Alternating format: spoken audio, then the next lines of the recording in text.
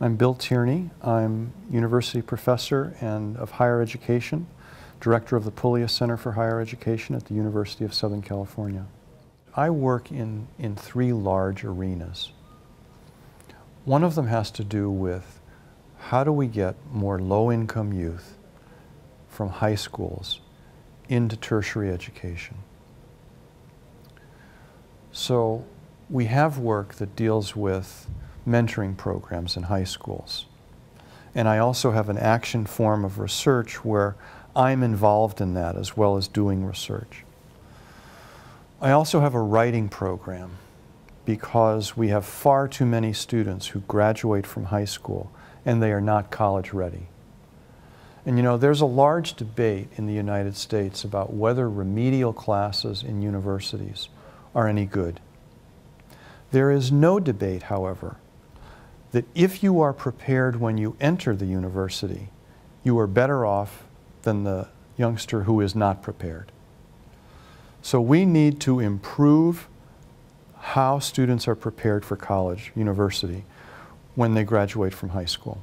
And that's part of my research. A second part of my work deals with the university and the functioning of the university. And what's the role of shared governance? I tend to think that academic freedom is essential.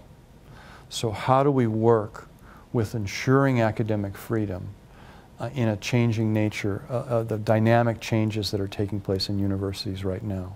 I just was speaking with someone an hour ago, which again is, I think, a real benefit of being at a conference like this.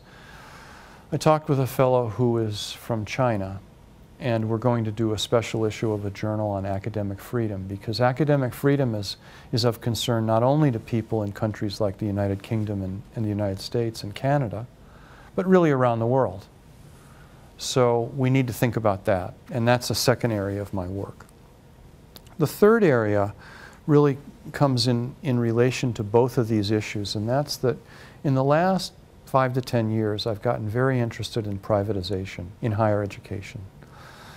And at the time when I was looking at shared governance, I wanted to look at this new creature called for-profit higher education. This was 10 years ago. No one at the time, even those in for-profit higher education, the University of Phoenix, Kaplan, DeVry, as well as smaller places, no one at that time could have predicted that today 12% of the college-going population in the United States attend for-profit institutions. They have higher percentages of students of color, they have more women, they have more working class people. I know there's a lot of schlock out there, but I am not comfortable, because we do not have accurate enough research, to say that all of these institutions ought to be eliminated. So what does that mean?